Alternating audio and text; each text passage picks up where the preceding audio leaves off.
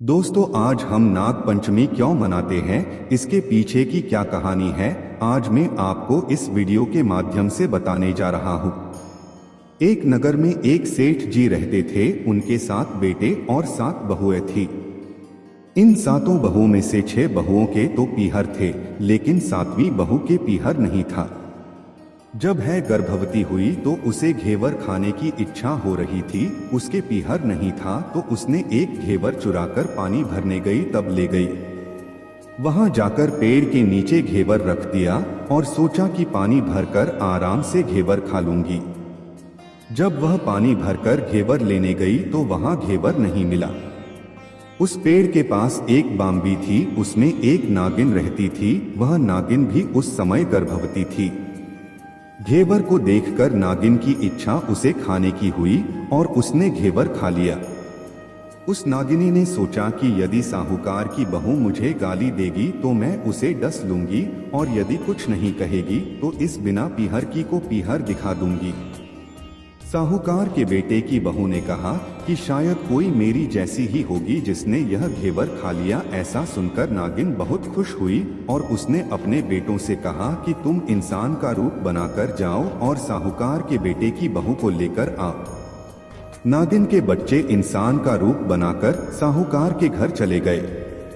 वहां जाकर उन्होंने कहा कि हम हमारी बहन को लेने के लिए आए हैं। तब सास ने कहा कि पहले तो कभी नहीं आए, इतने दिन कहाँ थे। तब उन्होंने कहा कि जब हमारी बहन का जन्म हुआ तब हम नानी के घर थे, और शादी हुई तब हम परदेश कमाने के लिए गए हुए थे।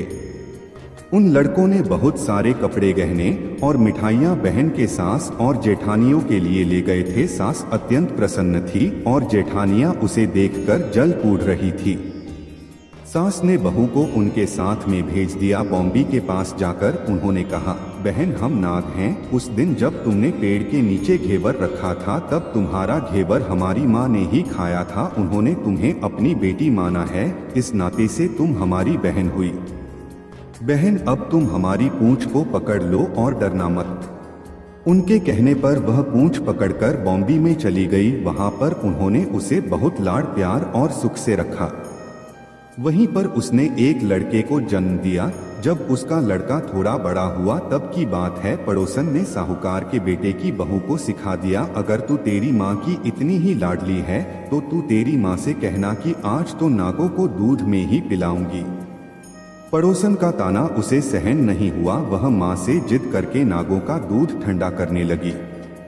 अभी तक दूध ठंडा नहीं हुआ था, उससे पहले ही उसके बेटे ने घंटी बजा दी। घंटी की आवाज सुनकर छोटे बड़े सारे नाग दूध पीने के लिए दौड़ पड़े। जब उन्होंने दूध में मुंह लगाया तो बहुतों का मुंह जल गया। तब नाग क्रोधित होकर बोलने लगे कि हम बहन को काटेंगे। उसकी माँ ने उन्हें समझाते हुए कहा कि इसे मत काटो, यह तुम्हें आशीष देगी। तब साहूकार के बेटे की बहू ने कहा।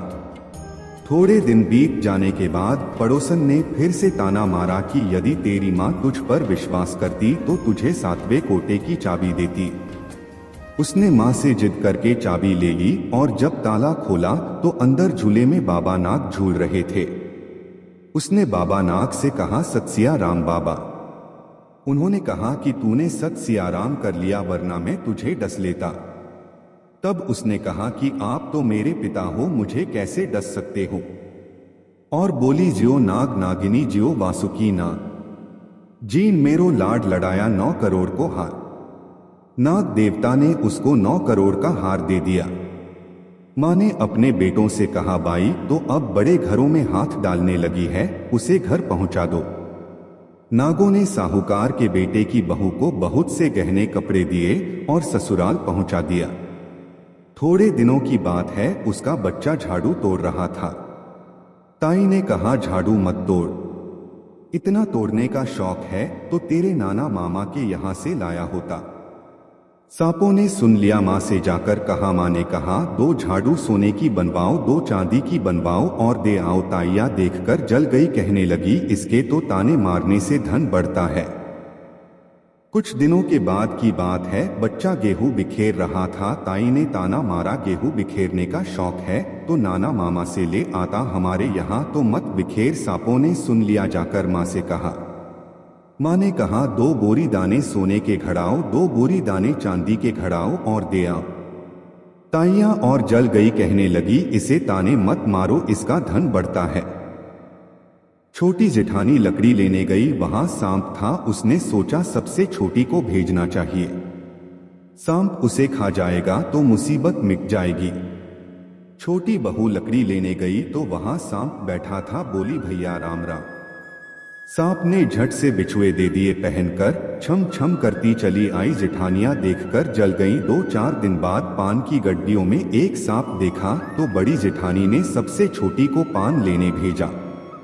उसने सोचा आज अवश्य सांप काट लेगा। सांप को देखकर छोटी बोली, भैया घर के क्या हाल चाल हैं? घर में सब ठीक तो हैं? सबको मेरा राम राम कहना।